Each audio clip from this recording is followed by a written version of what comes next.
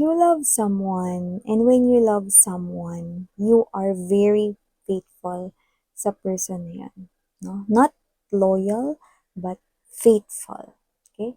So I do pick up that this is you. You are someone here that you give so much love. Inaalagaan, you nurture that person, okay?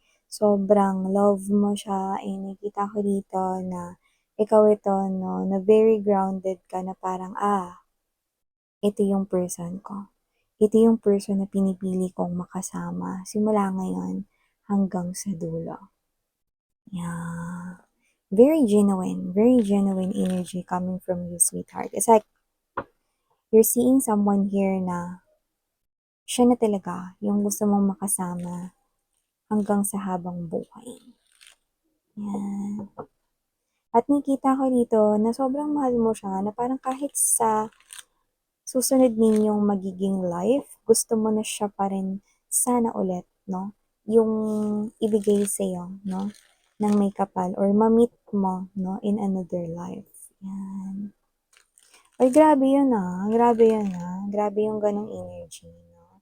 Kaya naman, tingnan natin dito, no? Kung anong klase ito, no?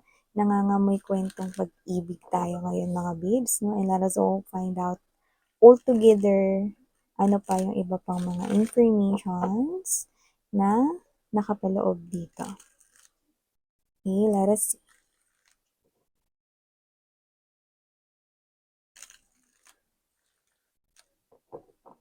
Okay, let's go ahead. Check out more.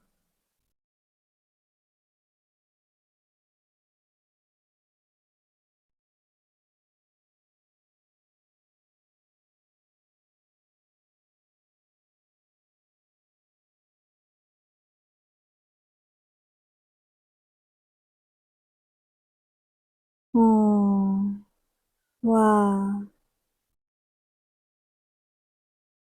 Actually, no, it's a heavy feeling na I can directly tell you guys that this person here is being emotional right now or magiging mas emotional siya rito, no, kapag ka ito ay sinabi niya na sa inyo. I'm gonna tell you what is that, no, later, but let me just finish ang ating ritong paglay ng energies para makakuha pa ako ng iba pang informations, no, para sa inyo. Yan, no? So, let's keep moving.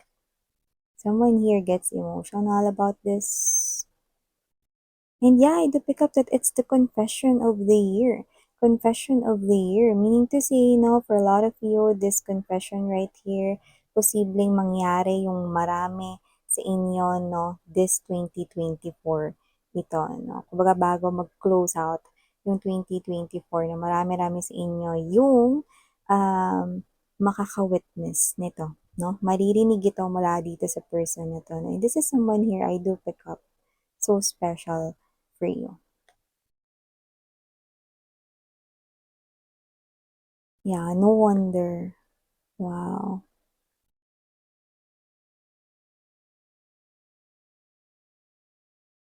Oh, look at that. We've got the 2, 3, and the 4 of Wands energy. So consistent energy is what I'm picking up right here. And maybe you could be seeing right here a lot of continuous numbers like 1, 2, 3, 3, 4, 5, 5, 6, 7. Yeah. So whatever the case may be, just take how this resonates. But for a lot of you, could be consistently seeing numbers like that. Or maybe this person here is siya yung nakakita nun. But let's get started. So before we dive deeper dito sa inyong reading, let me just greet everybody.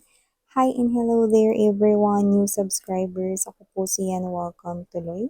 At sa mga returning viewers and mga pabalik-balik ko ditong supporters, thank you po sa inyong walang sawang support. No, I really do appreciate each and every one of you. If only I can thank you, okay, one by one, okay?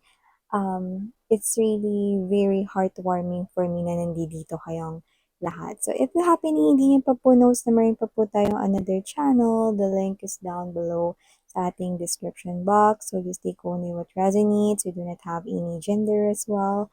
Babae, lalaki, LGBT, lahat kayo welcome. Pwede niyo pong i-flip yung roles if you want. And of course, at the end of the day, you always have your free will with you. You hold your free will, okay? Pwede niyong gamitin yan anytime, anywhere. Kumbaga, yung desisyon sa dulo ng reading ay kayo pa rin ang may hawak. And energy is, no, supposed to change. Kaya naman mga babes, no, just take only what resonates. So, yun nga, no, wala rin tayo ditong time period. Remember that. Pwedeng ito ay tapos na sa iba nangyari na ganun. Pwede naman sa iba nangyayari sa kasalukuyan at sa iba marami sa inyo. Okay? Ang mangyayari pa lang ito. And this is the confession of the year from someone special to you. Let's get started here. Okay, let's get nosy. Queen of Cups energy, King of Wands over here. Okay, why is this person here gets emotional so suddenly? This person here, magiging emotional siya rito. Because this person here will finally release, no? At last, i-release niya na rito yung gusto niya ritong sabihin sa inyo. Looks like this is a very powerful love story. So, marami kayong pinagdaanan nitong tao na to, no? So, this person here, yun yung dahilan kung bakit nagiging emotional or magiging emotional siya rito sa kanyang sasabihin sa'yo. And this is something here na posibleng never mo siyang nakitang ganon. Never mo na-witness na ganun yung energy niya, no? Na parang nagiging emotional siya and you will see a lot of love flowing, no, sa kanyang eyes, no? The energy of love, no, is may kita at mararamdaman mo yun, no? Ano bang ibig sabihin yan, Miss Yano? You've been through a lot kasama itong tao na to. Marami na kayong pinagdaanan together, no? May mga bagay siya rito na hindi yan na-realize, no? Na nararamdaman niya pala, no? And now, this person here is about to spill the tea, no, sa inyo, no? And I think it has something to do with this person here wants to say sorry, no? Dahil late niyang sinabing mahal ka niya. Yan, no? You know what, mga babes, no? For all those years, no, na pinagdaanan ninyo, no? Iba yung pakiramdam, 'di ba? Na kasama mo siya, tapos pero may mga bagay kang hindi nare-realize talaga, no? Hindi nakikita very clearly, no? And it so happen here, no, na parang dito, posibleng may pagsubok na pinagdaanan kayong mabigat nito lang, na posibleng almost na bumuwag sa inyo, no? And it so happen na kayanan niyo yun together. And this person here, no, is posibleng ngayon niya lang, no, nasabi sa inyo, no, na mahal niya kayo, no? So, this person here, no, maaring lagi niyang sinasabi yun sa inyo, I love you, yan, or mahal kita, no, yan. No? Pero ngayon, iba yung bigat ng emosyon. Parang may pinagdaanan kayo ritong matinding pagsubok, no? Na parang halos magkahiwalay na kayo rito, no, with the world card right here, no, it almost separate both of you guys, no. Posibleng muntik na kayo rito mag-separate ng ways, no, pero nakayanan ninyo itong pagsubok na to, na in this person here, nagiging emotional siya. Posibleng maiyak siya dito, maluha siya dito, matiri-eye siya rito, no. So this person here, I think, will look at sa iyong eyes, no, with so much sadness and a lot of love, no, halo-halo na mekos-mekos na. Kasi this person here is about to say sorry, no, for saying it a little bit too late na mahal kita. Parang sorry kung late ko nasabing mahal kita. Oh, is it accepted, babe? Okay.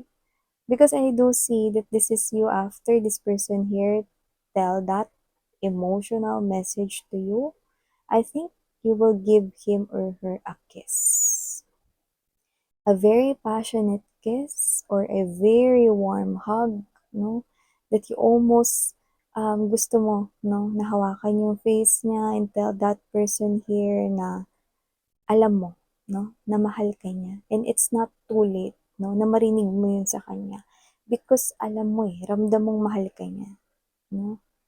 So, nakita ko dito na marami na kayong pinagdaanan together. Pwedeng young pa lang kayo, kayo ng dalawa, or committed na kayo with each other, may relationship na kayo, no, since high school or college, no, or matagal na, no?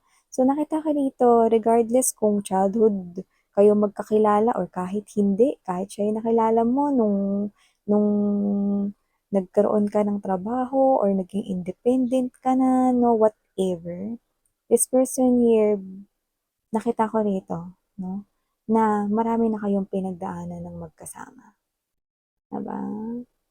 So, ang importante dito is love coming from both sides, no? Pero this person here, siguro nagigilty siya kasi parang hindi niya siguro as in sinasabi yung I love you na madalas, possible yun sa iba, iba naman, pwedeng sinasabi lang yun, no? Pero sinabi lang, no? Pero ngayon, ramdam ta ramdam mo eh, no? Na parang ngayon niya talagang na-realize talaga na you are really the one, no? Na talagang mahal na mahal kita, no? Na parang parang feeling ko napigil yung paghinga, 'no, na parang natakot ako na muntik na tayo maghiwalay na dun ko na-realize na mahal pala kita and I'm sorry kung late ko itong nasabi sa'yo, 'yan 'no. But I don't think that it's a little bit too late here because you love this person here, rain or shine, okay? You love this person. Lagi mo siyang iintindihan, lagi kang nandiya-diyan para sa kanya, magbibigay ng pagmamahal, suporta, oras, panahon, noon pa man ganyan ka na sa kanya 'no. And this person here 'no, alam mo na may mga times na parang naduduwag siya, may mga times na nagiging mahina siya rito 'no, but you clearly understand this person here. Why? Because you love him or her so much. So I do see that this is you. You are very patient with this person here. And this person knows that even though posibleng may mga bagay siyang na-realize kamakailan lang about the awakening related to this connection right here, no? But this person here is now, siya na yung mas nagiging matapang dito sa connection na to. Okay? This person here, pwedeng nagigilty siya sa ibang mga bagay dito na posibleng hindi niya na-realize noon. Okay? Pero ngayon na parang yung energy na bumalot yung takot sa kanya na posibleng magkahiwalay kayo, mabuwag yung connection ninyo, no, yun yung parang nagpagising sa kanya rito, no, na hindi ko kayang mawala si Collective sa buhay ko. No, now is the time for me to make a move. Yan, no, nakita ko rito na kung hindi pa kayo kasal, pakakasalin niya kayo mga babes. No? So, hindi na kayo pakakawalan ng taong ito, lalo na ngayon na na-realize niya na rito, no, na sobrang mahal na mahal ka pala niya, na parang sinasabi niya dito, I don't think that I can't live without you. Yan, oh. Parang hindi ko maisip, lubos maisip na kaya ko bang mabuhay na wala ka. Yan, no? So, whoever this energy is, I do see that this person here is, hindi lang porket nagiging emotional siya. Di ba kasi once a person gets emotional, parang dun mataas yung vibrational energy, no? Tapos pagka nag-lie down, wala na. Hindi ganon, no? Kasi this is something here consistent, 2, 3, 4, once. These are passion here, no, na nag ignite. So I do pick up that whoever this energy is, and this person here keeps on loving you for too long already. It's just that, possible na ngayon niya lang talaga pinaka na-realize 'no, na parang hindi talaga siya as in nakapagbigay ng full effort 'no, dito sa love and relationship ninyo 'no. Parang siya 'to na parang kahit na sa inyo hindi niyo nakikita yung pagkukulang niya rito, bigla niyang nakita yung pagkukulang niya at bigla niyang naisip rito na posibleng hindi niya kayo deserve pero pupunan niya lahat ng yun dahil mahal niya kayo. And I am not the one telling that to you. That is what this person's feelings and inner thoughts for you guys. I'm just relaying the messages to you because yun yung role ko dito bilang medium, psychic medium ninyo. This person here loves you so much that he or she cannot really, okay, digest yung emotions na nararamdaman niya. It feels so overwhelming. And I do pick up that this person here, no, parang, alam mo yung energy na, hayaan mong alagaan kita hanggang sa huli. Yan, no? So, whoever this girl, guy, boy, man, or lady, woman ninyo, I do see that this person here, no, is someone na hindi na kayo hahayaan na mawala sa buhay niya. Okay? Kung kailangan, kung saan siya pupunta, saan siya titira, isasama niya kayo rito. Kung saan siya rito, anong gagawin niya rito, no? Lahat kasali kayo. Plano at lahat-lahat pa. Nakikita ko dito na wala siya ditong palalampasin na moment, no? At ma-appreciate niya ang lahat, mas ma-appreciate niya this time, ang lahat ng mga ipapakita, ipaparamdam at gagawin mo para sa kanya. This person here is showing me na hihigitan niya pa lahat ng mga nagawa niya para sa'yo noon, no? Dahil alam niya na yun yung deserve mo. Okay? Sa kabila ng lahat ng mga parang pag-intindi mo sa kanya, pagmamahal mo, no? At nakita ko ritong naghintay ka talaga, no? Para sa kanya, iba sa inyo, naghintay talaga kayo para sa kanya. Nakita ko rito, no, na lahat ng ginawa ninyo ay kanya rito na susuklian, ibabalik, siksik, liglig, at umaapaw pa nga. Itong tao na to, no, ay nakikita ko rito na, wow, okay.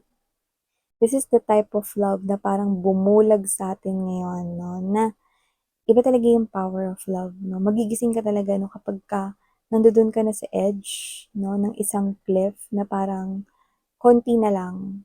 Okay? Yung takot na mawala yung isang person sa buhay mo. Yun yung bagay na gumising at gumulantang sa'yo. Diba? At hindi hinayaan itong tao na to na mawala ka sa buhay niya. So, nakita ko dito, no, na naging matapang siya ditong sabihin, no, na mahal ka niya, no, kahit na parang siya ito, no, na late niya daw itong nasabi sa'yo. Yan. Hmm. Pero ang ganda kasi napaka-love mo talaga siya, no? You are someone na hindi mo napansin yung kakulangan niya. Okay? Ikaw ito na inintindi mo siya at alam mo, naramdam mo rin naman na mahal ka niya. Yan, no?